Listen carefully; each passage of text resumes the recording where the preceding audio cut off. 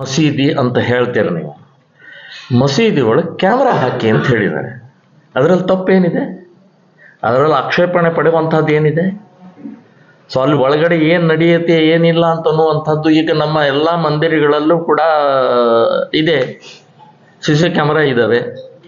ಹಾಗೆ ಅಲ್ಲಿ CC camera ಹಾಕಿ ಭಯ ಯಾಕೆ? ನಮಗೆ ತೊಂದರೆ ಏನು? ಭಯ ಇದರ ಅರ್ಥನೇ ಹಾಗಾದ್ರೆ ಏನೋ ನಡೀತಾ ಇದೆ ಅಂತನ್ನುವಂಥದ್ದು ನಮಗೆ ಸಂಶಯ ಬರ್ತಾ ಇದೆ. CC ಕ್ಯಾಮ್ರಾ ಹಾಕಬೇಕು. ಮತ್ತು ಇವತ್ತಿನ ದೆಹಲಿಯ ಸ್ಫೋಟದ ಹಿನ್ನೆಲೆಯಲ್ಲಿ ಅವನು ಸ್ಫೋಟ ಮಾಡೋಕ್ಕಿಂತ ಮುಂಚೆ ಮಸೀದಿಗೆ ಹೋಗಿ ಬಂದಿದ್ದಾನೆ. ಡಾಕ್ಟರ್ ನಬಿ ಮಸೀದಿ ಯಾಕೆ ಹೋಗಿ ಬಂದ ಅವನು? ಅಲ್ಲಿ ಏನಾಯಿತು? ಅಲ್ಲಿ ಯಾರು ಡೈರೆಕ್ಟ್ ಮಾಡಿದ್ರು? ಮುಲ್ಲಾ ಮೌಲ್ವಿ ಕೂಡ ಸಿಕ್ಕಿದ್ದಾನೆ, ಒಬ್ಬ ಡಾಕ್ಟರ್ ಸಿಕ್ಕಿದ್ದಾನೆ, ಒಬ್ಬ ಮಸೀದಿಯ ಮೌಲ್ವಿ ಸಿಕ್ಕಿದ್ದಾನೆ. ಸೊ ಇಂಥ ಸಂದರ್ಭದಲ್ಲಿ ನಮ್ಮ ಬೇಡಿಕೆ ಇಟ್ಟಿದ್ದೀವಿ ನಾವು. ಸರ್ಕಾರ ಇದನ್ನು ಗಮನಿಸಬೇಕು. ಮಾಡಲ್ಲ ಗೊತ್ತಿದೆ ಸರ್ಕಾರ.